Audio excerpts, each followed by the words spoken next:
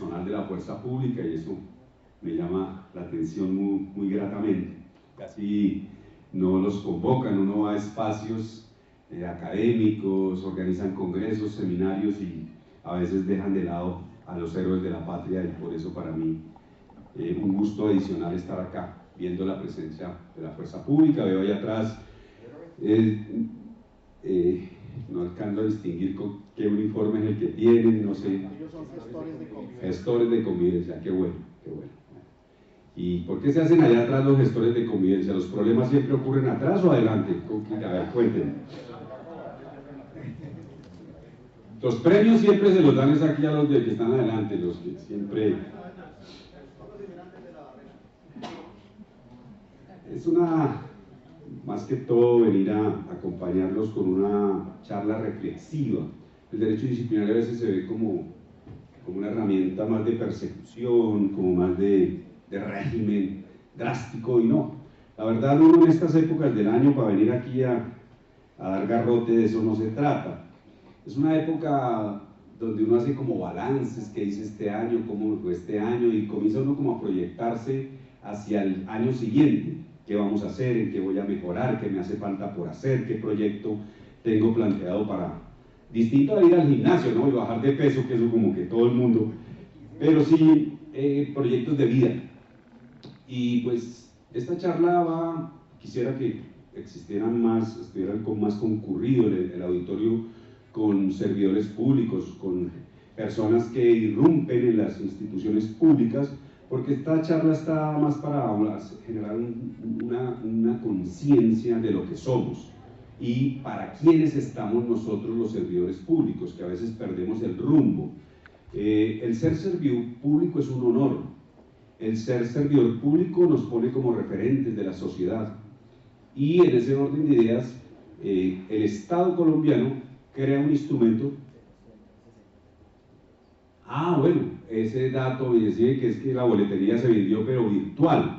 Entonces, bueno, un cordial saludo para las personas también que nos están acompañando, conectados virtualmente. Entonces me siento ahora más acompañado en la distancia, pero me siento acompañado, y sobre todo que el mensaje llegue, que es mi propósito y mi objetivo académico, es que el mensaje quede ahí. Entonces les decía que a veces perdemos como el rumbo, el horizonte, para qué estamos y para quiénes es que cumplimos nuestros deberes funcionales. Hablaba de la fuerza pública, una misión institucional importantísima, protegernos, y ellos sí que lo saben hacer. Entonces, ellos se levantan todos los días muy de madrugada, con una disciplina absoluta de ir a la formación, de todo, ir a cumplir con sus diferentes puestos de servicio, las diferentes actividades que tienen, y pues obviamente cumplir esa labor de la mejor manera. Pues eso mismo que ellos nos sirven de ejemplo, porque allá hay un principio fundamental que es la disciplina, pues eso mismo se nos exige a nosotros los demás servidores públicos, que seamos diligentes y seamos eficientes en el desarrollo de nuestras funciones. ¿Tenemos pasador o me ayudan? Ahí la ayudamos. Vale, listo. ¿De dónde surge esto de la responsabilidad de los agentes del Estado? Hoy hay que hablar un poquito en un ámbito mucho más amplio, porque siempre se ha concebido que la acepción servidor público única y exclusivamente aquel que se nombra, se elige y se posesiona. Hoy en día vemos que al lado nuestro normalmente siempre hay una persona a la que decimos hasta a veces despectivamente contratista, y suena eso hasta peyorativo, cuando son personas que hacen parte del talento humano de las entidades, y también tienen responsabilidades, sí, distintas, porque están vinculados por vía de un contrato, pero hacen parte del andamiaje de la entidad. Uno ve salir personas con un carnet institucional y el ciudadano de a pie no pregunta, ¿y ese será contratista? ¿Y este será servidor público? No. Él dice, mira, ya salió tal funcionario de la alcaldía, salió tal funcionario de la personería. ¿Por qué? Porque somos referentes de la sociedad independientemente de la vinculación que tengamos. Entonces cada persona que hace parte del Estado tiene un ámbito de responsabilidad. Unos con mayor grado, claro, aquellos que ostentan la condición en estricto sentido de servidor público, en tanto que otros que irrumpen en el Estado de manera permanente o transitoria, pero como particulares, también a ellos los cobija un régimen de responsabilidad, como lo vamos a ver. Entonces, hay que empezar por qué hoy hablamos de servidor público. La Constitución Política de 1886 no utilizaba esa acepción. La acepción que utilizaba era la de funcionario. Claro, porque era un Estado de derecho, respeto a la Constitución y la ley. E importante era el Estado, y entonces la persona que hacía parte del Estado estaba en pro de la función, y por eso se llamaba funcionario. Cuando cambiamos en la Constitución del 91 a Estado social de derecho, aquí ya lo importante no es el Estado, aquí lo importante es el ciudadano. Y entonces ya esa persona que hace parte del talento humano del Estado no está en pro de la función, sino en pro del servicio. Y por eso nos llamamos ahora y nos denominamos servidores públicos. Pero eso es de cara a la sociedad, pero hacia adentro del Estado aparecen unos lineamientos de la Constitución Política que determinan que hay un ámbito mayor de responsabilidad. Bueno, Los particulares son responsables por el incumplimiento de la Constitución y la ley. El particular puede hacer lo que le venga en gana, salvo lo que la ley le prohíbe. A renglón seguido dice: los servidores públicos lo son por la misma causa y por omisión nuestra limitación en el ejercicio de funciones. Un ámbito de responsabilidad reforzada. Hay un mayor grado de exigencia para quien tiene la condición de servidores públicos. Y eso surge a partir del artículo 6º constitucional. Como les decía, el particular puede hacer lo que quiera, salvo lo que la ley le prohíbe. El servidor público solamente puede hacer lo que la ley le permite. Y si va más allá de su ámbito de competencia, de su ámbito funcional, va a tener que responder. O si deja de hacer lo que tiene que hacer, igualmente. Entonces, ahí es donde surge. E inclusive, esa condición limita derechos fundamentales. Aquí están. La fuerza pública no es beligerante. Ni siquiera tienen la posibilidad de elegir. ¿Ven? ¿Por qué? Porque esto es lo que hemos considerado nosotros. En otros estados, la fuerza pública puede ir a, por lo menos, sufragar. Aquí no. Entonces, miren que hay hasta limitación de derechos fundamentales. Los derechos políticos son derechos fundamentales y para nuestra fuerza pública está vedado. Ahí estamos en época electoral. Los servidores públicos se nos limita la participación en política. Y entonces no podemos estar ni utilizando los recursos en pro de campañas políticas, ni haciendo proselitismo político en favor de causas o campañas políticas, porque eso se nos está prohibido mientras tengamos la investidura de servidores públicos. No podemos recibir doble remuneración del Estado. Un particular, hoy en día estoy gozando de las bondades de la independencia, y ustedes pudieron ver en mi hoja de vida, asesoro a 3 entidades públicas, y a mí no, nadie me puede decir nada porque soy un particular. En tanto que un servidor público solamente puede recibir una remuneración. Y así podré citarles diferentes ejemplos de cómo esa condición de servidor público restringe inclusive hasta derechos fundamentales. Pero en el ámbito de la responsabilidad se me exige más. Y por ese artículo 6º se desprenden una serie de responsabilidades. Miren cómo encontramos una norma que nos sirve de espejo. Esa anterior es un mandato para el servidor público, artículo 6º constitucional. Pero el artículo 92 ahora se pone en los zapatos del ciudadano y dice: cualquier persona natural o jurídica podrá solicitar a la autoridad competente la aplicación de las sanciones penales o disciplinarias derivadas de las conductas de las autoridades públicas. Entonces, el artículo 6º demanda el mayor grado de responsabilidad de los servidores públicos y el artículo 92 le entrega la herramienta al ciudadano para que no se quede callado denuncie. Eso es. Entonces ahí tenemos, ¿no? Entonces estamos de cara a la comunidad nos está vigilando, la comunidad nos está exigiendo. Y por tener la condición de servidores públicos nos podemos ver expuestos a que nos denuncien, a que nos coloquen una queja. O inclusive dentro de los mismos controles que tiene el Estado, Verbigracio, el Ministerio Público, las personerías, o por vía del control fiscal, las contralorías, ejerzan esas potestades que la misma Constitución y la ley les ha dado. Entonces es importante que empecemos por ahí. Un ámbito de responsabilidad reforzada para los servidores públicos y también la garantía del control social de la comunidad respecto de esos servidores públicos. Siguiente, por favor. Principios de la función pública, o qué es función pública. Nos ubicamos nuevamente en las normas. Los abogados somos pegados de las benditas normas, pero de eso se trata, porque de ahí es donde desprende todo lo demás, y principalmente las normas constitucionales. Artículo 122. No habrá cargo que no tenga, cargo público, que no tenga definidas sus funciones. Y aquí algo muy importante. Las funciones son del cargo. Es que a veces encontramos personas, es que eso no estaba en mi manual de funciones. Y piensan que eso es el único espacio de responsabilidad que existe. No, esas funciones son de un cargo. Cargo profesional universitario, grado tal de la oficina jurídica, tiene estas funciones. Es el cargo.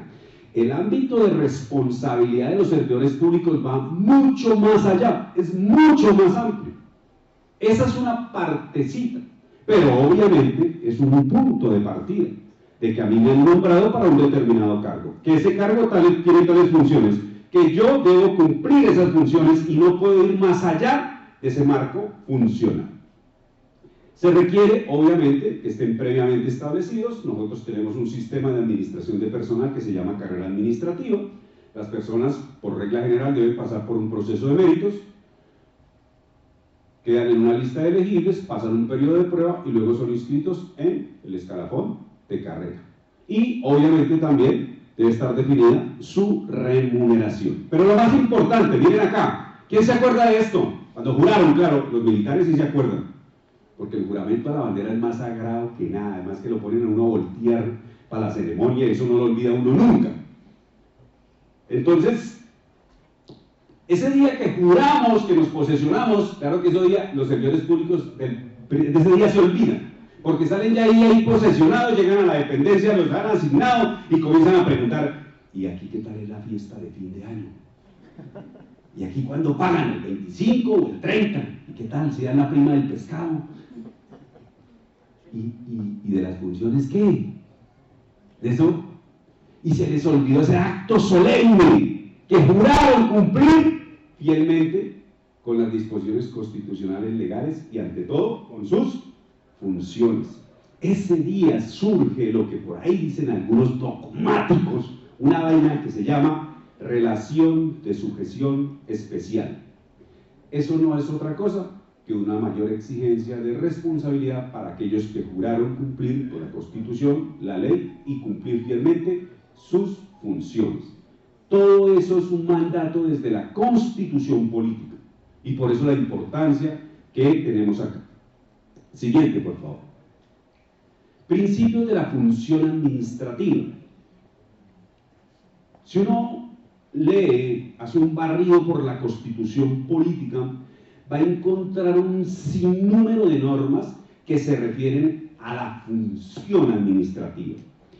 Tergiversada de pronto por el derecho disciplinario, trasladándola a la función pública, pero lo hace de adrede, lo hace con conocimiento de causa. ¿Por qué? Porque es que la función administrativa no puede quedar por ahí suelta. Y tal vez la acepción que más se recoge desde lo disciplinario es mezclar funciones que se cumplen al interior del Estado, pero ¿por quién? Por los servidores públicos, que es en estricto sentido a lo que se refiere la acepción función pública. Independientemente de esta sinomía o diferencia, porque algunos las diferencian, lo cierto es que al derecho disciplinario como tal, que es de lo que me voy a ocupar enseguida, le interesa la función pública, la función administrativa. Esa es la razón de ser. Y entonces tenemos que el artículo 209 de la Constitución Política determina que esa función tiene unos principios.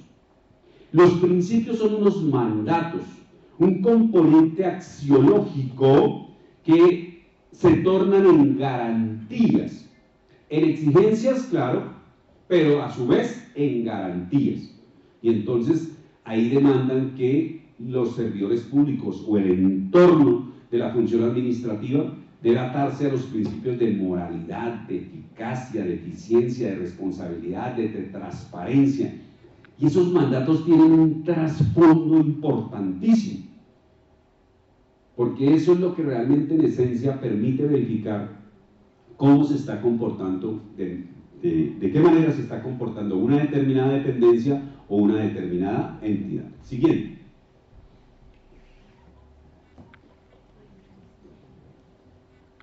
Por favor.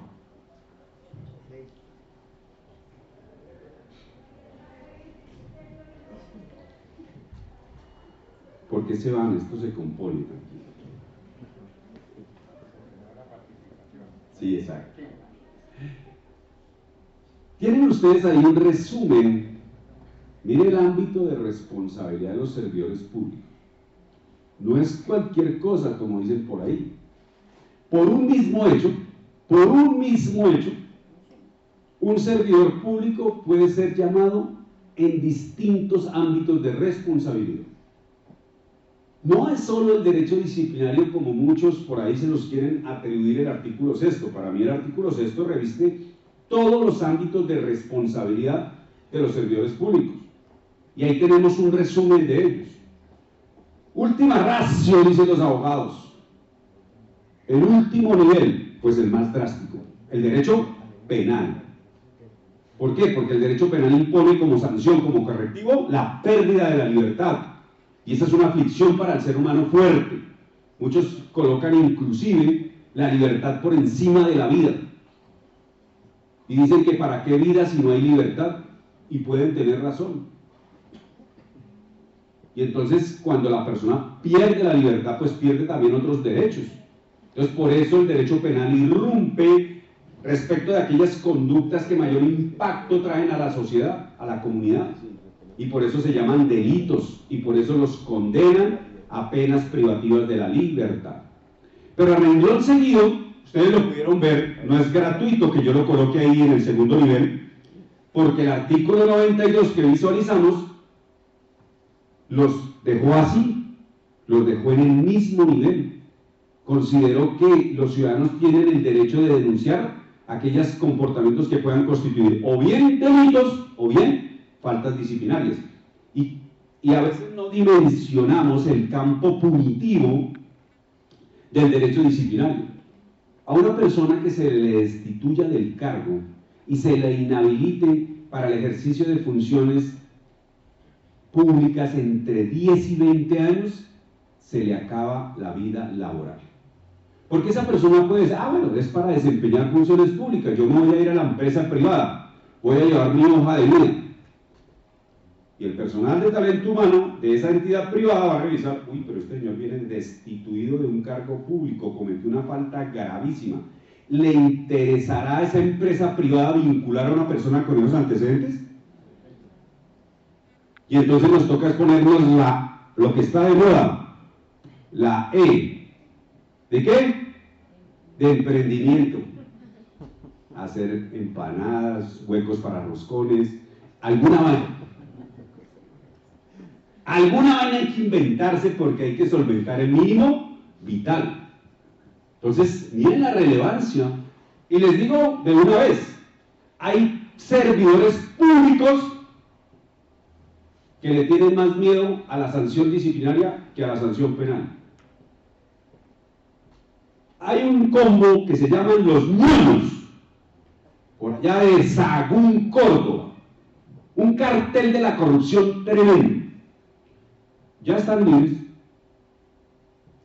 Lo recibieron con carro de bomberos. Esa es nuestra idiosincrasia. Ahí en Córdoba hay cartel de la hemofilia, cartel del bastón, cartel del pañal. Se dan el gusto de ponerle nombre a la corrupción. Y están allá felices.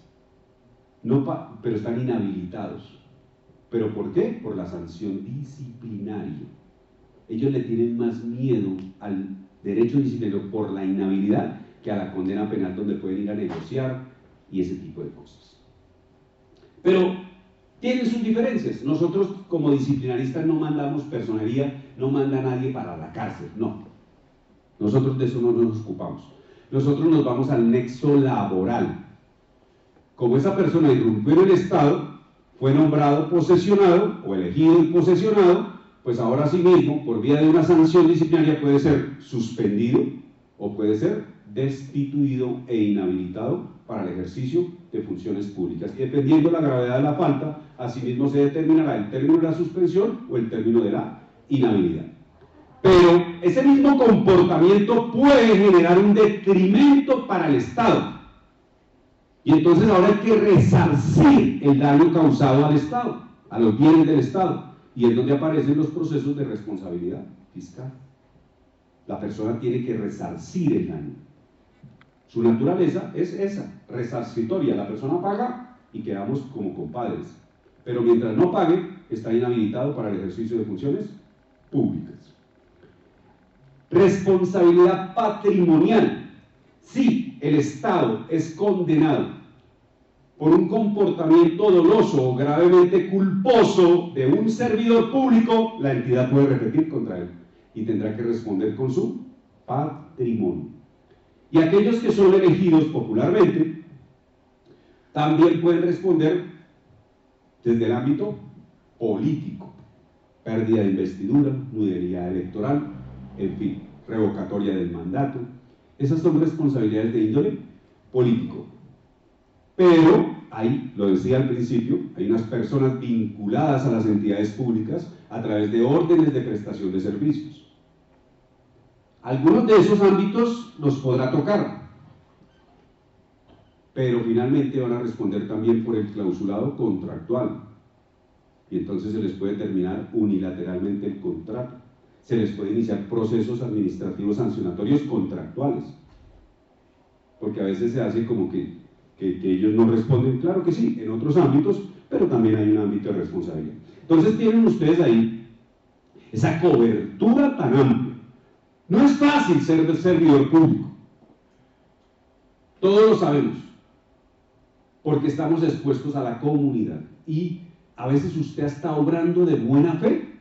Un día se encontró con un usuario que se levantó de mal genio, fue a dañarle a usted también el día, y como según él usted lo miró mal, no lo atendió bien, tenga, ahí le está radicando, ahora que les queda más fácil por la ventanilla electrónica, radicar cualquier queja. Algunos se escudan en los anónimos y ahí le complican la vida a usted, y ahí tiene un proceso disciplinario y a defenderse. Entonces, eso es lo primero que toca a sentir. Nos toca ser conscientes de lo que somos. Somos servidores públicos y por esa razón tenemos unas condiciones especiales. Ya lo dije, limitación de derechos fundamentales, pero también un mayor grado de responsabilidad. Sigamos. ¿Quién responde disciplinariamente, puntualmente? Los servidores públicos. Artículo 123 constitucional nos determina quiénes son servidores públicos. Miembros de las corporaciones públicas de elección popular, ediles, concejales, diputados y congresistas. Son elegidos popularmente para ser parte de una corporación. Juntas administradoras locales, consejos municipales, asambleas departamentales, Congreso de la República. Los que más, la acepción que más recoge denominaciones de servidores públicos: empleados públicos. Resolución o decreto de nombramiento y acta de posesión son los instrumentos por los cuales se vinculan. Ahí tenemos funcionarios de carrera administrativa, tenemos funcionarios de libre nombramiento y remoción, funcionarios en provisionalidad, tenemos funcionarios de periodo, funcionarios de carrera policial, carrera militar, funcionarios de periodo, personeros, contralores, procurador, Contralor General de la República, magistrados de altas cortes, defensor del pueblo para un periodo determinado. Ahí está el grueso de los empleados públicos. Y una figura que está como en vía de extinción. En algunos municipios todavía se conserva. Yo hago parte de una entidad que se llama la Unidad de Mantenimiento Vial del Distrito Capital, que obviamente pues por su función misional, que es el mantenimiento de las vías, hay un personal operativo y ese personal se vincula a través de un contrato de trabajo y se conocen como trabajadores oficiales. Pero ese mismo artículo 123 constitucional en la parte final dice: la ley determinará el régimen aplicable a los particulares que cumplen función pública. Y esa ley es, para el caso del derecho disciplinario, la ley 1952 con las modificaciones de la ley 2094-2021. Régimen de los particulares. Título tercero, a partir del artículo 70, determina que son disciplinarios los particulares que cumplen función pública o administran recursos públicos. No son todos. ¿Y cuando estamos ante un particular que cumple función pública? Siguiente, por favor. Siguiente. Cuando ese particular despliega prerrogativas exclusivas del Estado. No es cualquier particular. Voy a decir aquí algo importante. Por regla general, los contratistas no responden disciplinariamente, por regla general, salvo que por el contrato se le asigne el cumplimiento de una función pública. Eso es. Pero repito, ya lo anticipaba anteriormente, los contratistas también tienen un ámbito de responsabilidad. Distinto, claro, del régimen disciplinario, pero tienen ámbito de responsabilidad. Y si por vía del contrato se le ha asignado función pública, le aplica el derecho disciplinario. Entonces es importante eso. Y los que administran recursos públicos. Hay particulares que administran, los gerentes de las EPS, los gerentes de las cajas de compensación familiar, administran unos recursos para fiscales, para públicos. A ellos sí se les aplica el derecho disciplinario, pero ojo, bajo un régimen especial, no es el mismo régimen de los servidores públicos. Y hoy en día, luego de la modificación de la ley 1952, se le ha atribuido a las personerías municipales y distritales competencia para investigar a los particulares que cumplen función pública y que tienen vínculo con la respectiva entidad territorial. Sigamos. Metámonos ahora sí de lleno al derecho disciplinario, que es para lo que me han convocado. Ya les hice un bagaje del ámbito de responsabilidad, pero quiero traerlo aquí porque es el más cercano, es el régimen de responsabilidad que está más cercano del servidor público. Por eso existen oficinas de control disciplinario interno en cada dependencia del Estado. Fuerza pública, pues fuerzas militares tienen una estructura en la cual el comandante es el que tiene el poder disciplinario, en tanto que en la Policía Nacional sí están estructurados y hay oficinas de control disciplinario, hay una estructura muy bien organizada y mejor todavía a partir de la 2196. Entonces, pero tienen su ámbito y allá al interior hay dependencias encargadas de ejercer el control disciplinario interno. En la alcaldía municipal de Facatativá hay una oficina de control disciplinario interno. Y en las entidades descentralizadas también debe existir. En ese orden de ideas, es el juez natural de los servidores públicos la oficina de control disciplinario interno. Ese es el juez natural. La ropa sucia se lava en casa. Por eso los militares tienen un régimen especial donde tienen clasificadas sus faltas gravísimas, graves y leves. ¿Por qué? Porque en la ley 1862 de 2017 se regula el régimen disciplinario de la fuerza pública, es el régimen disciplinario militar. Allá en la policía también saben lo que ellos hacen en el día a día, por eso tienen un régimen especial, un régimen disciplinario policial, ley 2196 de 2022. Y ahí entonces los que estamos por fuera de esos ámbitos especiales, se nos aplica el régimen general, hoy contenido en las leyes 1952 de 2019 y 2094-2021. Pero miren cómo sucede lo siguiente. A mis estimados miembros de las fuerzas militares, como los de la Policía Nacional, además de que se les aplica el régimen de cada uno de ellos, el especial, también se les aplica el régimen general. ¿Por qué? Porque también son servidores públicos. Y eso se llama una relación de sujeción especial intensificada por integración normativa. A ellos se les exige más.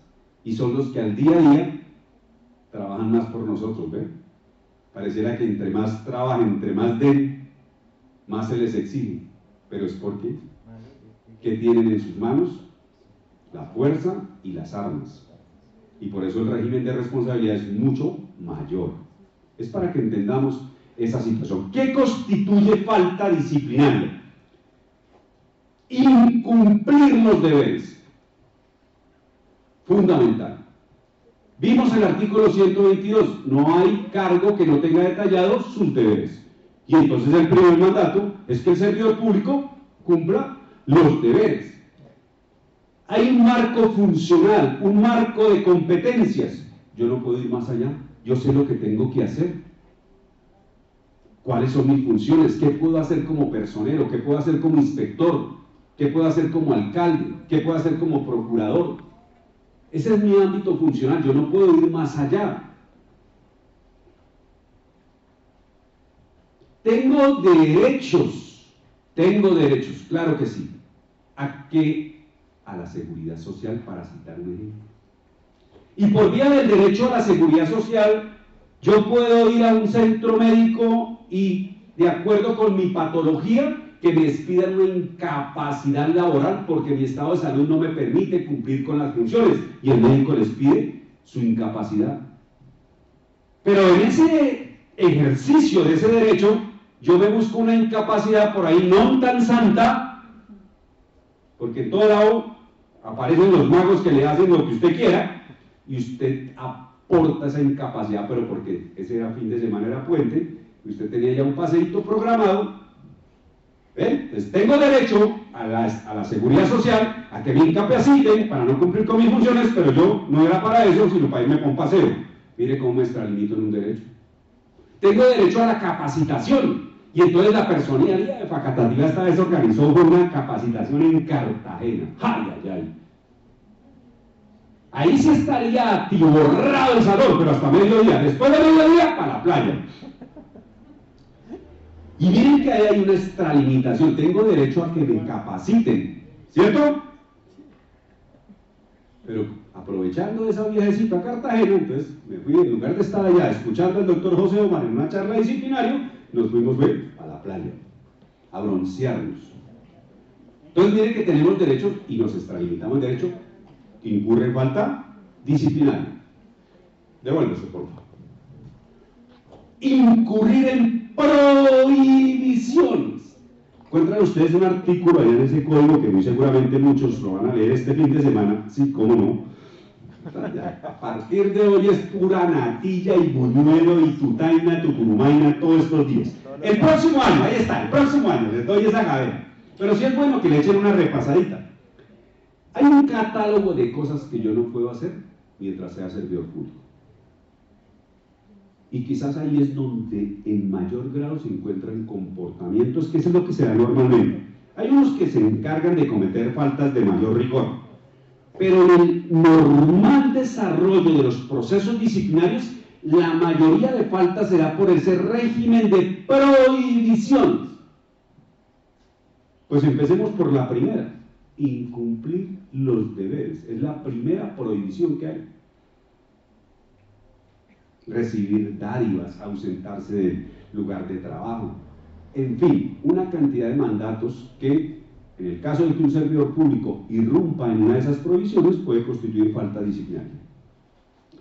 Violación al régimen de inhabilidades, incompatibilidades, impedimentos y conflictos de interés. Como lo hemos mencionado, el servidor público tiene una especial condición. Y no todos pueden ser servidores públicos. Hay circunstancias que los inhabilitan. por alguna razón. Pero también ya cuando tiene la investidura de servidores públicos hay situaciones que le resultan incompatibles. Un abogado profesional del derecho que tiene la condición de servidor público no puede ejercer su profesión. Hay esa prohibición, hay esa incompatibilidad. Yo, siendo servidor público, no puedo celebrar contratos con el Estado, me resulta incompatible. ¿Ven? Hay situaciones en las cuales prima el interés general sobre el interés particular. Si en algún momento en el desarrollo de mis funciones se presenta un conflicto entre el interés general, que es el que debe primar, y mi interés particular, yo tengo que apartarme de él, porque estoy en un conflicto de intereses. Si yo no me aparto, voy a incurrir en falta disciplinaria. Y hay situaciones ya propias del día a día que pueden llegar a mi conocimiento y por alguna situación especial, normalmente están establecidas en la ley, causales de impedimento, yo tengo que ponerlo en conocimiento de que estoy impedido para conocer de determinado asunto. Si no me declaro impedido, puedo ser recusado. Y si prospera la recusación, me voy a ganar un proceso disciplinario. Entonces, ese es el ámbito general. Son las acepciones de carácter genérico que trae la ley de lo que puede constituir falta disciplinaria. De acuerdo con la trascendencia, el legislador las clasifica en gravísimas, graves y leves. Las gravísimas, ¿por qué son gravísimas? A ver, ¿quién me dice por qué son gravísimas? Sencillo, no, porque son gravísimas, punto. Taxativas. Son gravísimas porque son las que irrumpen en mayor grado ante la función pública y hacia la sociedad. Y también porque son las que se sancionan con mayor rigurosidad. Y como mi autor acertadamente lo ha dicho, son las que taxativamente señaló el legislador. Por favor, siguiente. Y las penales. A partir del artículo 52 de esta ley 1952 aparecen las faltas gravísimas. No vayan a buscar graves y leves, y una vez les digo porque no las van a encontrar. Solo, a pesar de que el legislador las clasificó en gravísimas, graves y leves, solamente aparecen enlistadas de manera taxativa en el régimen general, ¿no? Ya voy a hacer la aclaración para los regímenes especiales. En el régimen general solamente están enlistadas las gravísimas. ¿Y por qué razón? Pues porque son múltiples las funciones que se llevan a cabo al interior de la función pública. Inclusive hasta en una misma entidad hay diferentes funciones en cada una de las dependencias. ¿Qué decir del ámbito general de la función pública? Entonces resultaría imposible hacer un catálogo cerrado de gravísimas, graves y leves. No sucede lo mismo en el régimen disciplinario militar ni en el régimen disciplinario policial. ¿Por qué? Porque allá sí se regula una sola actividad, la actividad militar y la actividad policial. Y por eso ellos sí pueden clasificar las faltas en gravísimas, graves y leves, sin dejar de lado que también les aplican el régimen general de los servidores públicos, pero ellos sí las tienen clasificadas así. ¿Qué encontramos acá? Diferentes acepciones de función pública que pueden ser desconocidas por el comportamiento del servidor público. Las más importantes, las faltas relacionadas con infracciones al derecho internacional de los derechos humanos y al derecho internacional humanitario. El derecho de la guerra, dicen por ahí. A renglón seguido, y es una norma muy importante, está el artículo 53 que regula aquellas faltas que van en contravía de la libertad y derechos fundamentales. ¿Por qué llamo la atención de esta falta? Recientemente, la ley 2365 del 2024 incorpora el tipo disciplinario del acoso sexual en el entorno laboral. Antes teníamos que hacer una serie de movimientos normativos para poder adecuar esa conducta. Hoy en día ya hay un tipo disciplinario. El numeral quinto del artículo 53 regula los comportamientos que constituyen acoso sexual y que son hechos disciplinariamente relevantes. Y a su vez, esa misma ley incorpora un artículo sobre la valoración probatoria con enfoque de género, algo que está hoy reclamando la Administración de Justicia, en el entendido de que la mujer siempre ha sido objeto de maltrato, culturalmente e inclusive asentido en algunos aspectos de manera pacífica, y hoy ya las mujeres se atreven a denunciar, se atreven a hablar, y obviamente hay leyes y el estamento también tiene que protegerlas. Y en las investigaciones disciplinarias o de cualquier ámbito, por general en la Administración de Justicia, se reclama hoy en día esa valoración probatoria con enfoque de género. Muy importante esa norma y por eso traigo a colación. De ahí para allá, de acuerdo con diferentes acepciones, contratación estatal, hacienda pública, intervención en política, faltas relacionadas con el medio ambiente, con la acción de repetición, en fin, tenemos ahí esas faltas gravísimas. Pero vimos que hay graves y leves, ¿y cómo hacemos eso? Entonces, ¿qué es lo que haría aquí mi personero cuando tiene un proceso disciplinario o sus personeros auxiliares cuando van a instruir un proceso?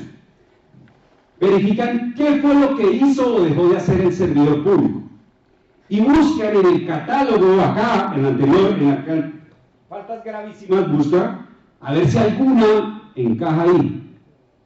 Miren la última, que coinciden con descripciones típicas de la ley penal. No le bastó al legislador disciplinario hacer un listado de faltas, sino que dijo, ojo, si no la encontró ahí, váyase para el Código Penal. Y si usted encuentra alguna que le sirve, un peculado por apropiación puede hacer, un prevaricato por acción. No solo la de la administración pública, cualquiera.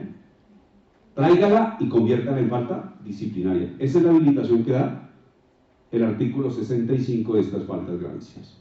Pero no, ¿sabe qué no? El hombre no cometió ninguna falta gravísima. Entonces vamos a mirar si la falta es grave o leve. Mira, ahí dice, constituye falta disciplinaria grave o leve el incumplimiento de los deberes, el abuso de los derechos, la tramitación de las funciones o el incluso, salvo que la conducta no esté prevista como gravísima. Eso lo conocemos nosotros en derecho disciplinario como aplicación de los principios de especialidad y subsidiariedad. Primero se busca el comportamiento respecto a las normas gravísimas y luego se degrada a determinar si es grave o es leve. Pero para que no resulte discrecional ni arbitrario, el legislador da unos criterios y los encontramos en el artículo 47. ¿Qué hace un personero? ¿Qué hace un procurador? ¿Qué hace un jefe de control interno disciplinario? Hace un checklist, una lista de chequeo de esto, de lo que esté probado en el proceso. Y al final él es el que va a calificar la falta. Va a decir, para mí esto es grave, para mí esto es leve. Lo gravísimo se lo reservó el legislador. Aquí aparece la autoridad disciplinaria y bajo estos criterios determina si la falta es grave o la falta es leve. ¿Vamos bien? Bueno, eso es lo importante. Sigamos. ¿Qué faltas se cometen que eso como que no pasa nada? Los bienes del Estado. A veces no le damos un buen uso a los bienes, somos descuidados con los bienes que se nos han prestado para nuestro servicio. ¿A problema que nos llegue a perder el arma, no? Ah, chicharrón que se nos viene. Siente uno ese vacío, como que aún de la dejé. Entonces, pero igual que esa responsabilidad tan grande que tiene un militar respecto de su arma de dotación, pues nosotros también nos entregan unos bienes para cumplir de manera bien, y entonces a veces no le damos buen manejo. Mire que hay una falta gravísima que es dar lugar a que se extravíen o pierdan bienes del Estado. Fija una suma, obviamente, para la relevancia de lo gravísimo, pero no quiere decir que aquellas pérdidas de bienes que sean inferiores a ellas no se vayan a ser castigadas. sino que ya no sería falta gravísima, sino una falta grave o una falta leve, ¿ven? Entonces, pero puntualmente cuando esté en esa cuantía de los 500 salarios mínimos legales mensuales vigentes, se constituirá falta gravísima. Pero también hay unos comportamientos propios del deber que tienen los servidores frente a los bienes del Estado: vigilar, salvaguardar los bienes y valores que le han sido encomendados, responder por la conservación de los útiles, equipos, muebles y bienes confiados a su guarda y rendir cuenta oportuna a su utilización, y la prohibición de ocasionar daño o dar lugar a la pérdida de bienes, elementos, expedientes o documentos que hayan llegado a su poder por razones de sus funciones. Entonces hay que ser muy cuidadosos con los bienes, con los documentos que se nos ponen a nuestro cuidado, a nuestra custodia o para el cumplimiento normal de nuestras funciones. Eso no es para jugar solitario, ni para entrar a hacer el TikTok. Es para cumplir con las funciones. Por eso es que un servidor público no puede anteponer la reserva que porque en ese computador tiene información personal, salvo que la información personal que esté ahí tenga que ver con lo institucional. Tuve un caso hace poco de una servidora pública que por una situación familiar tuvo que enviar un correo electrónico al a la comisaria de familia de la mesa. Lo digo con todo cariño, lo que voy a decir, pues espero me lo tomen a bien. Y inmediatamente la señora comisaria de familia de la mesa se dio cuenta que el correo decía sara.garcia.umb.gov.co. De una vez le puso una queja a la señora diciendo que había utilizado el correo electrónico institucional para cuestiones personales. Que eso sea falta disciplinaria o no sea falta disciplinaria, pero mire, ella considera que esa funcionaria le está dando un mal uso al correo electrónico institucional porque eso está dado para fines institucionales, no para cuestiones personales. Entonces es importante ver cómo a veces hasta en lo mínimo, en cosas tan pendejas, nos vemos involucrados en un proceso disciplinario. Siguiente. El horario de trabajo. Yo no sé si es que ahora cada uno se fija su horario, pero el horario de trabajo casi siempre está reglamentado. Hay algunas dependencias que tienen una flexibilidad en el horario. Pero hay personajes que se fijan su propio horario y llegan a la hora que quieren y se van a la hora que quieren. Pero también hay otros que van de 8 a 5, pero no hacen eso, nada. Hora, ¿cierto? ¿Cómo es que le dicen a esos? Hora nalga, sí. Otros ponen el saco a trabajar, lo ponen ahí, lo cuelgan y... Ahí está, ¿cierto? Ahí está Jiménez. ¿Hay algún Jiménez? Menos mal que no hay. Como ahí está el saco, ahí está Jiménez. Entonces, esto es muy importante. Es que ojalá algún día hubiera la inteligencia artificial que está tan de moda. Diga, le voy a pagar lo que usted, los minutos que usted sí realmente trabajó. Ese día todo el mundo la quedaba dándole parejo. ¿Ven? Pero como ahora no hay. Pero si nos pagaran realmente por lo que le dedicáramos el tiempo a nuestro trabajo, pero sagradamente usted le llega su consignacioncita, ¿cierto? Y no le hacen ni descuentos de minutos, ni segundos, ni horas, ni a veces días que hemos dejado de cumplir con nuestras funciones. Entonces miren cómo también hay un catálogo de faltas. Algo importante acá para no entrar en ahondaduras, pero sí dejar el mensaje.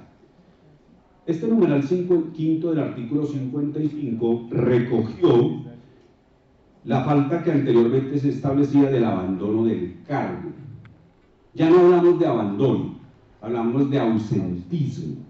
Y esto por una simple razón, porque la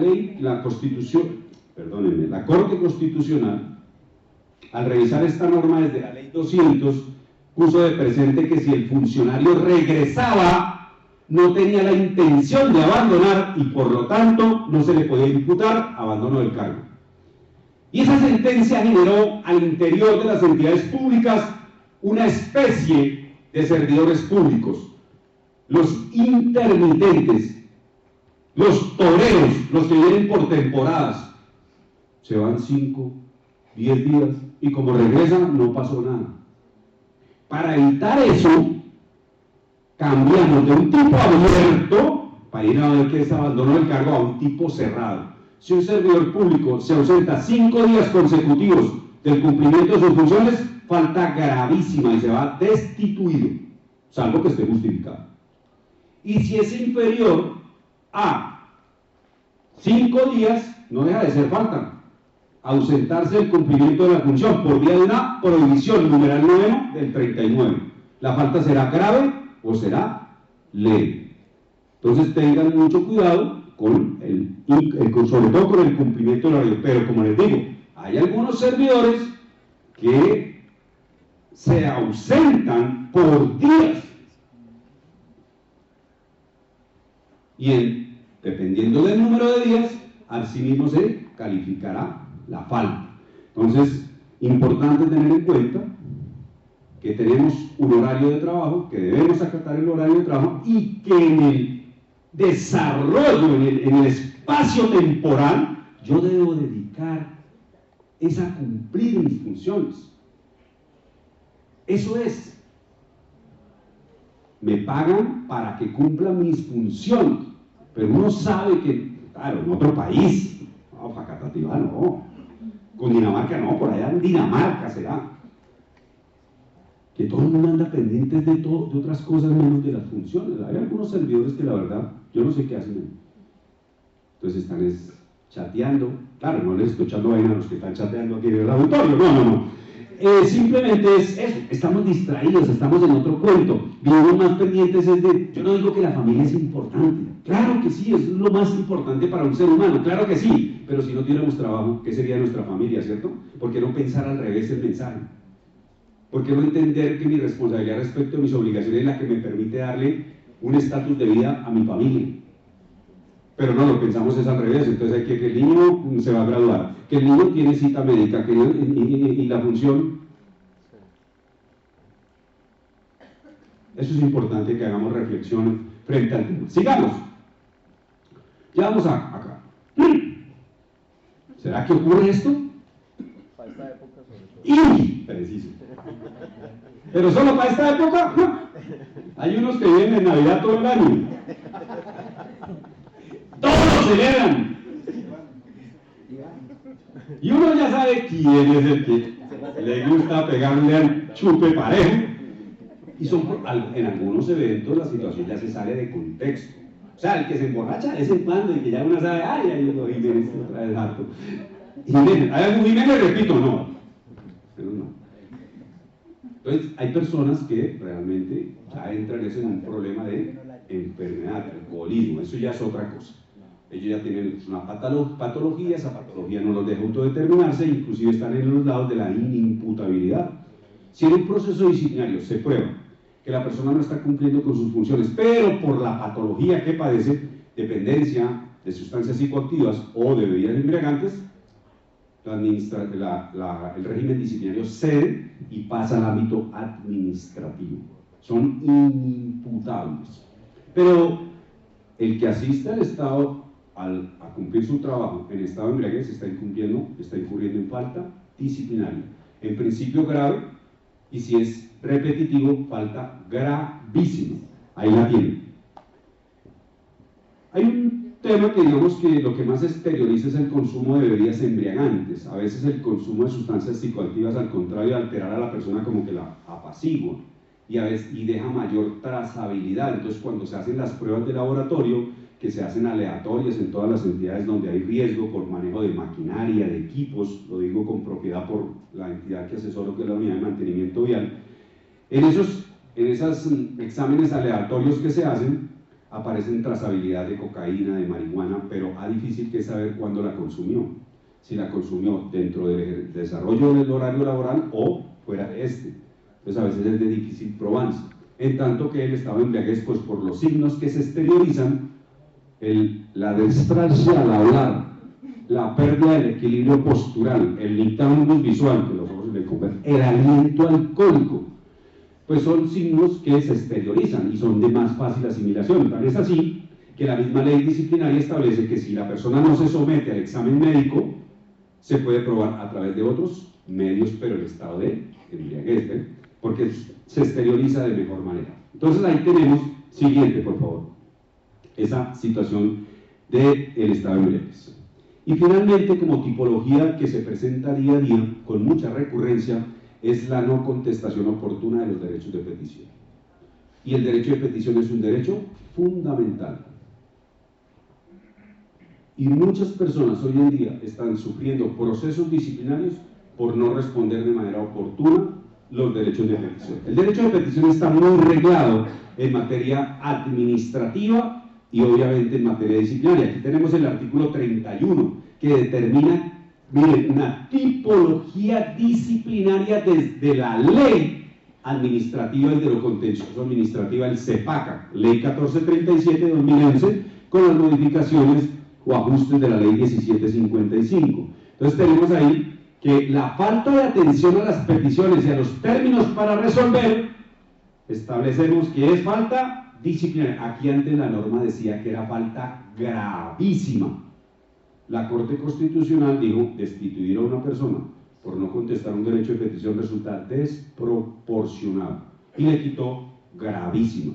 Entonces quiere decir que la no contestación de un derecho de petición puede constituir falta grave o leve, pero ya con grave estamos viendo que es una suspensión entre 1 y 12 meses, que no es una sanción mínima. Sigamos, por favor. Todo eso está regulado. Miren, la ley establece el término general de 15 días, si es un derecho de petición de información son 10 días, si es un derecho de autoridades también son 10 días, entonces en ese orden de ideas hay unos términos establecidos, pero no vamos a esperar hasta el último día para mandarlo a correspondencia, porque si lo mandamos el último día al usuario le va a llegar de manera tardía. Entonces tenemos que ser muy cuidadosos con la contabilización de los términos para la contestación de los derechos de petición. A veces hay ejercicio de control político, y entonces esos son derechos o solicitudes de organismos de control. Y en ese orden de ideas, ese término es menor, es de 10 días. Y usted se confía que tiene 15 y mentiras que son 10. Entonces hay que tener mucho cuidado en aquellos que participan en el trámite de las respuestas a los derechos de petición con la contabilización de los términos, porque si no vamos a incurrir en falta disciplinaria. Siguiente. Ahí tenemos ahora sí, puntualmente, la tipología al interior del régimen disciplinario. Primero, obviamente, el deber de resolver los asuntos en el orden que hayan ingresado y omitir, retardar o no suministrar en debida y oportuna respuesta a las peticiones respetuosas de los particulares o a solicitores de las autoridades, así como retenerlas o enviarlas a destinatario diferente de aquel quien corresponda a su conocimiento. Quise traer esta tipología porque, y hay otra que no la desarrollo, pero quiero dejar el mensaje: absténganse de alterar documentos. Mire, he visto cosas tan tristes.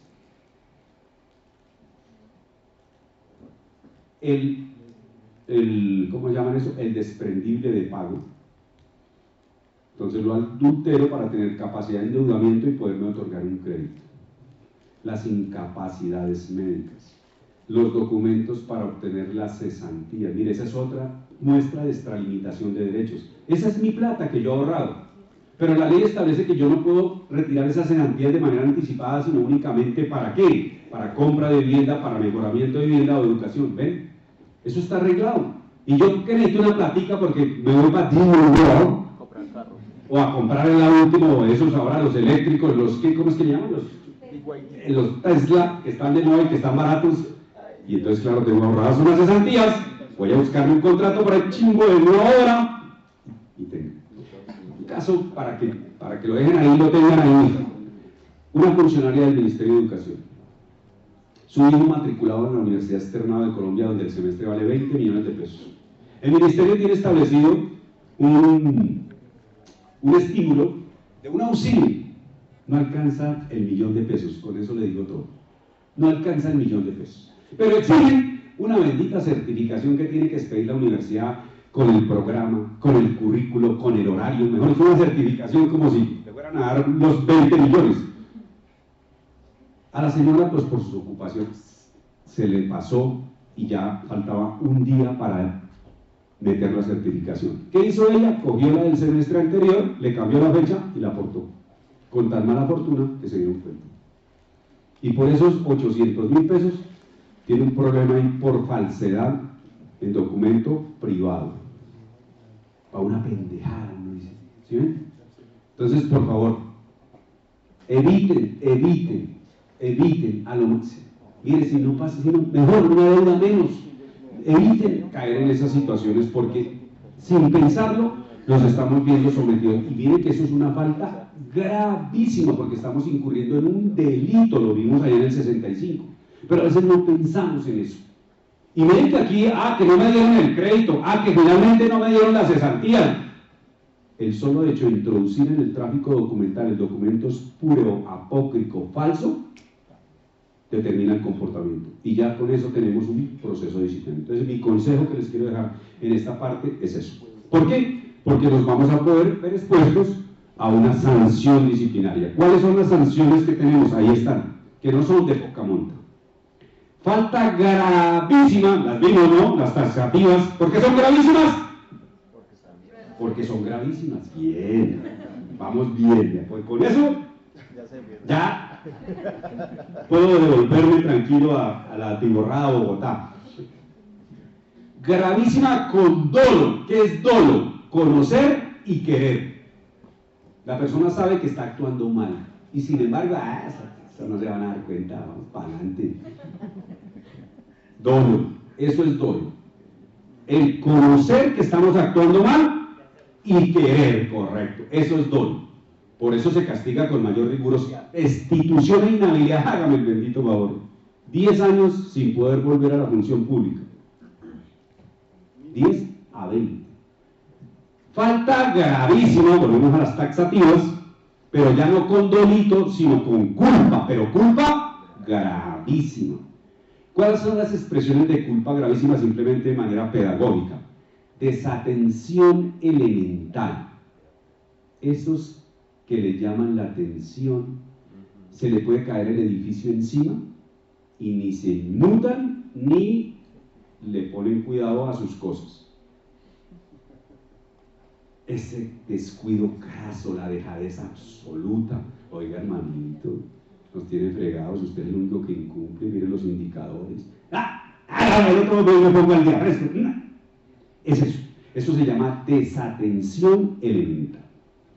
Ignorancia supina, no saber lo mínimo que debo saber para el cumplimiento de nuestras funciones.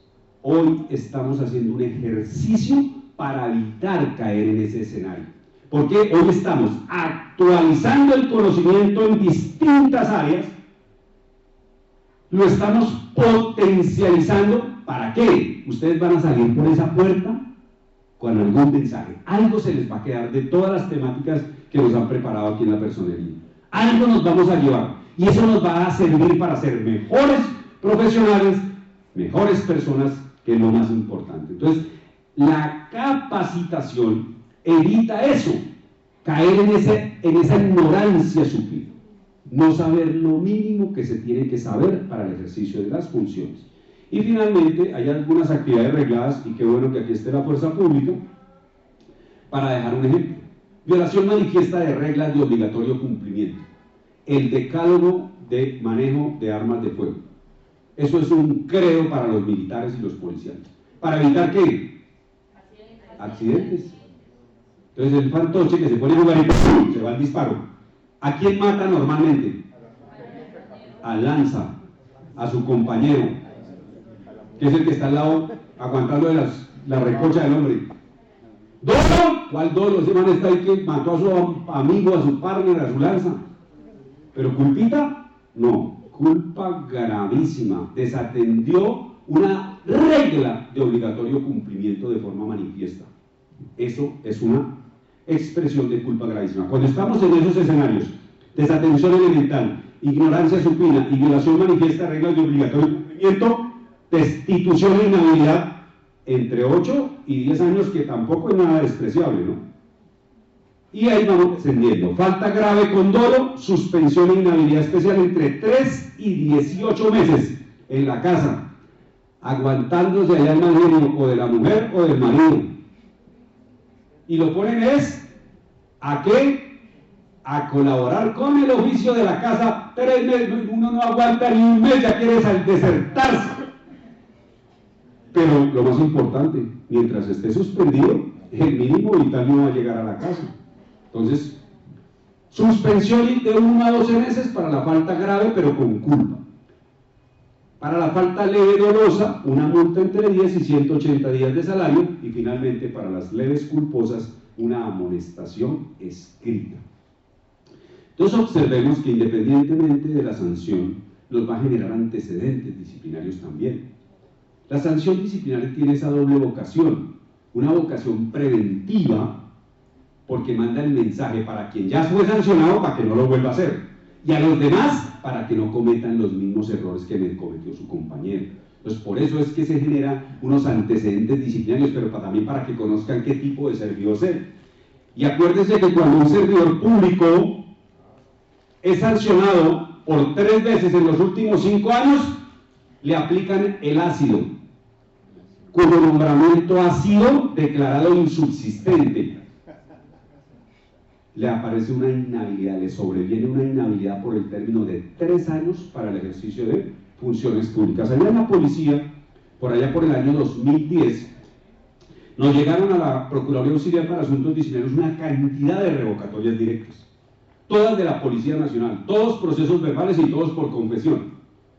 Las faltas que más se dan allá son por el servicio, pero como eran sanciones pequeñas, no le paraban bolas. Pero cuando completaron 3 y los comenzaron a sacar, ahí sí se preocuparon. Entonces hay que tener mucho cuidado, porque la reiteración de faltas, de sanciones, genera una inhabilidad por el término de 3 años para el ejercicio de funciones públicas. Siguiente, ya vamos a terminar. Sigamos. La siguiente. Para poder imponer una sanción disciplinaria, un correctivo disciplinario, hay que adelantar un proceso. Y entonces ya cuando uno está involucrado en un proceso disciplinario, le hay unas garantías desde la Constitución Política, artículo 29, y lo que se recoge en el artículo 12 de la Ley Disciplinaria. Este es un cambio significativo para el derecho disciplinario. En fuerzas militares todavía no se ha establecido, está el proyecto de ley andando. En Policía Nacional ya está, y en el régimen general ya está. Separación de roles se llama, principio de imparcialidad objetiva. Un funcionario investiga y el otro falla, el otro decide. Eso no existía antes en derecho disciplinario. Y eso es una garantía convencional y constitucional que hoy en día está presente, y recientemente el procurador emitió una directiva exhortando, más bien exigiéndoles a las oficinas de control interno y a las demás autoridades disciplinarias para que se organicen y puedan, obviamente, garantizar esa separación de roles. Porque antes un solo funcionario recogía la queja, ordenaba apertura, practicaba pruebas, formulaba cargos, practicaba las pruebas de descargos, corría tras los alegatos de conclusión y él mismo fallaba. Y mucha gente decía que eso es conocido un estándar convencional de separación de roles. A raíz de la sentencia de Gustavo Petro versus Colombia, del 8 de julio de 2020, se exhorta al Estado, se le demanda al Estado colombiano que separe roles en el proceso disciplinario, y aquí está el producto de esa garantía. Y otro que es muy importante para el derecho disciplinario, para mí esta es la reforma más importante. En un solo artículo se conjuga el cambio trascendental del derecho disciplinario, porque además de la separación de roles, implementa una figura de la doble conformidad, algo muy importante como garantía. ¿Qué pasaba en 734, el anterior régimen? Que un funcionario era absuelto en primera instancia. Contra el fallo absolutorio el quejoso puede apelar, o las víctimas pueden apelar. Subía a la segunda instancia y la segunda instancia decía, uy, al quejoso le asiste la razón. Revocaban el fallo absolutorio y emitían en segunda instancia un primer fallo sancionatorio. Pero como ya se había agotado el recurso de apelación, la decisión quedaba ejecutoriada y la sanción era ejecutable. Lo único que le quedaba al disciplinado era acudir al medio de control, unidad y restablecimiento del derecho, y esperar por allá 5 años a ver qué le dicen. Hoy no. Hoy no. Fallo absolutorio de primera instancia, se apela por las víctimas, Ministerio Público, el quejoso, sube a la segunda instancia, sale el primer fallo sancionatorio. Contra ese primer fallo sancionatorio, que ya no se puede apelar, porque ya la apelación se dio, procede una impugnación especial, la doble conformidad. ¿Quién va a conocer de esa doble conformidad? La Procuraduría General de la Nación, porque en las personerías y en las oficinas de control interdisciplinario ya se ha agotado toda la competencia funcional. Esto es una garantía muy importante que trajimos del desarrollo que se dio primero en materia penal. La doble conformidad. Deben existir 2 decisiones doblemente conformes para que la sanción quede ejecutoriada y sea ejecutable. Y finalmente, este es el procedimiento que se tiene establecido. Ahí están las 2 fases debidamente diferenciadas, una primera fase de instrucción, una segunda fase de juzgamiento y obviamente el agotamiento de la segunda instancia y de la doble conformidad. Recibe el funcionario de instrucción la noticia disciplinaria. ¿Qué es noticia disciplinaria? La queja que interpone el ciudadano. Si me ponen un poquito de bola ya terminando, les va a servir en la vida. Ya saben a quién les estoy hablando.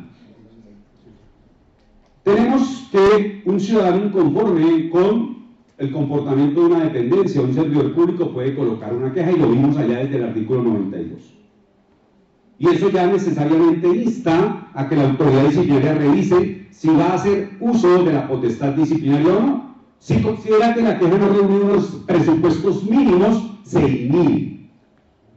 Emite un auto inhibitorio, porque el hecho no ocurrió, puede ser, o que es de imposible ocurrencia mejor, que la acción no puede iniciarse porque ha acaecido el fenómeno de la prescripción, o posiblemente es potencial disciplinable, falleció la semana pasada, tantas cosas que pueden pasar. Los hechos no son disciplinariamente relevantes, no todo lo que acontece en el escenario de la función pública es relevante desde el punto de vista disciplinario. Entonces, el legislador le da un instrumento a la autoridad disciplinaria para que se inhiba, para que no ejerza la potestad disciplinaria. Pero si por lo menos de esa noticia disciplinaria, de la queja, se puede establecer que hay un hecho que amerita ser investigado, pero no sabemos quién puede ser el autor, ordena una indagación previa. Practica pruebas y si encontró a alguien atribuible ese hecho, contra él ordenará apertura de investigación disciplinaria, de lo contrario ordenará archivo. Continúa la investigación disciplinaria, se vincula ya a un autor o a los autores, a los presuntos autores. Tenemos un término inicial de 6 meses, si son varios los disciplinables hasta por 12 meses, y la posibilidad de prorrogar por 3 meses más. Durante ese tiempo se practican las pruebas de la investigación, se cierra la investigación y se corre un traslado para que el disciplinable presente sus alegatos previos a la evaluación, alegatos precalificatorios, término 10 días. Recibidos los alegatos precalificatorios, el funcionario de instrucción evalúa y tiene 2 caminos. Ordena el archivo por virtud del artículo 90, terminación anticipada del proceso, o formula cargos. Si formula cargos, notifica el pliego de cargos, lo remite dentro de los 3 días siguientes al funcionario de juzgamiento y terminó su tarea en principio. Asume otro funcionario, el de juzgamiento. Él es el que va a adelantar el juicio y va a tomar la decisión de primera instancia. Fija el juzgamiento. ¿Por qué debe fijar el juzgamiento? Porque como ustedes lo ven, tiene también 2 caminos. O se va por el juicio verbal, que le dieron entierro de tercera, con la 2094, los que más han sufrido con eso, han sido allá en el régimen policial. En el régimen de policía el 95% de los procesos eran verbales, mal llevados, eso sí, pero verbales. No, mentira, ahora lo hacen mejor. Lo digo porque estuve en el auxiliar para asuntos disciplinarios y de las solicitudes de revocatoria que más nos llegaban eran de policía y la mayoría prosperaban. Pero se han especializado y aún más ahora con la 2196 que exige también que los titulares de esas dependencias sean abogados están ganando por donde sea. Donde están un poquito quedaditos es allá los de mis amigos de las fuerzas militares, porque no han querido entender que una cosa es la disciplina y otra cosa es el régimen disciplinario. Y mientras tengan atado el régimen disciplinario al mando, vamos a estar mal. Ojalá algún día hagan conciencia de eso, mis comandantes. Entonces le dan entierro de tercera al juicio de verbal en la 2094. Bajamos de 6 causales a solo 3. Y sin embargo le dicen que si le duele la cabeza, que si está enfermo, mentira, no, que si el complejo del proceso es muy complicado, que son varios los disciplinados, que son varios los cargos, que por falta de recursos, que por cualquier cosa, lo que iba a llevar por el verbal puede llevarlo por el ordinario. Le dieron entierro de tercera al juicio verbal, retrocedimos 10 años que hemos ganado. Pero bueno, ese es un mensaje que dejo ahí simplemente. Entonces hay posibilidades de llevar el juicio por la vía verbal o por vía ordinaria. El que están utilizando es ese juicio ordinario, paquidérmico, estático, con una cantidad de etapas y términos largos, y por eso los procesos nunca terminan, pero eso es lo que tenemos hoy en día. Aquí ya miren que el escenario del juzgamiento es un escenario donde tiene mayor participación el disciplinable, porque a él ya le han imputado cargos, ahora se va a defender de esos cargos. Por eso se le corre un traslado por el término de 15 días para que presente descargos, para que aporte pruebas, para que solicite pruebas. Ese funcionario de juzgamiento evalúa esa solicitud de pruebas y de considerarlas conducentes, pertinentes y útiles, las decreta y las practica. Y practicadas esas pruebas, le corre traslado para alegatos de conclusión, alegatos previos al fallo. Miren, si ven que el rol protagónico allá lo tiene es el funcionario, el disciplinable, en cambio que en la fase de instrucción, el papel protagónico lo tiene el funcionario, el instructor, porque tiene que construir a partir de la noticia disciplinaria toda su investigación. Aquí ya no, el juzgador es más reposadito, más de observación de cómo se defendió respecto a la imputación y sobre eso edificar su decisión. Recibe y practica pruebas, alegatos de conclusión y produce el fallo de primera instancia. Como lo vimos, contra el fallo de primera instancia procede el recurso de apelación, se va a la segunda instancia. Esa segunda instancia puede confirmar o puede revocar la decisión. Agotada la vía gubernativa, como llamamos, se termina administrativamente el proceso, y si de ser el caso, estos procesos, por ser de naturaleza administrativa, pueden ser objeto de acción de nulidad y restablecimiento o medio de control, nulidad y restablecimiento del derecho, primero agotando el requisito de procesabilidad ante la Procuraduría de la Conciliación y demandar dentro del término de los 4 meses luego de la ejecutoria de la acción. Bueno, eso era lo que les tenía preparados. Aquí está, aquí les dejo esta reflexión que me encontré por ahí en las consultas que uno hace sobre el tema de servidor público. En esencia, un compromiso con la sociedad. Representa la responsabilidad de trabajar por los intereses colectivos, exigiendo altos niveles de responsabilidad, madurez y ética intachable. Ser servidor público implica enfrentar desafíos constantes y mantener la coherencia entre, ojo, como me comporto yo como persona, ese es mi reflejo también respecto a mis responsabilidades como servidor público.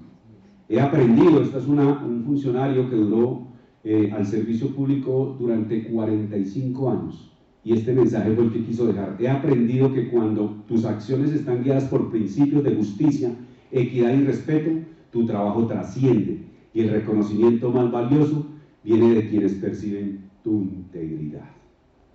Con ese mensaje quiero desearles una feliz Navidad, un próspero año lleno de bendiciones para ustedes y para sus familias. Que Dios los bendiga, muchas gracias.